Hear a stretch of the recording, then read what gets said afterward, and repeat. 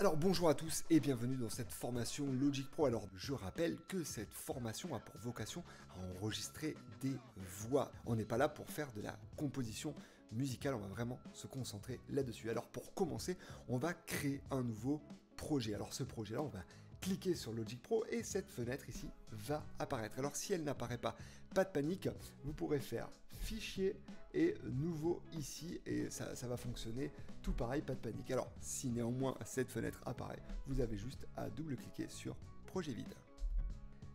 Le logiciel s'ouvre et une fenêtre vient d'apparaître. Cette fenêtre va vous proposer de créer une nouvelle piste. Alors, comme vous le remarquerez, il y a plusieurs types de pistes différentes.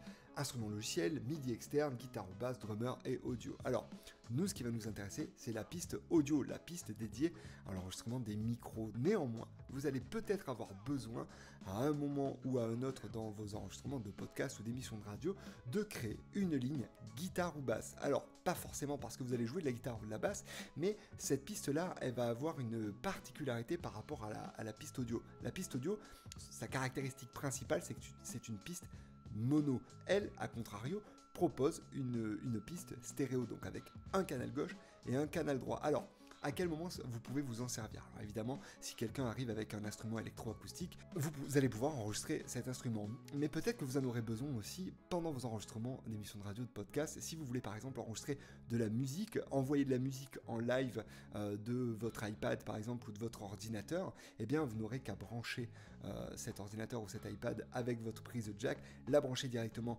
dans votre carte son et vous pourrez envoyer de la musique en live. Et bah, du coup c'est quand même cool parce que la musique elle va arriver en stéréo dans votre carte son et plutôt que d'arriver en mono. Voilà, c'est à ce moment-là, je pense que vous pouvez vous en servir le plus. Une fois que c'est bon, vous pouvez remarquer également que une liste de détails vous est proposée, notamment sur les entrées et les sorties. Sachez que à tout moment de votre mixage, ou avant l'enregistrement, ou après l'enregistrement, vous pourrez revenir sur ces caractéristiques-là et les modifier. Voilà, vous pourrez modifier évidemment les entrées et les sorties. Enfin, un nombre de pistes à créer, eh bien écoutez, moi j'ai un seul micro là qui enregistre, donc je vais en créer une seule et je vais appuyer sur entrée. Voilà, vous êtes prêts à commencer?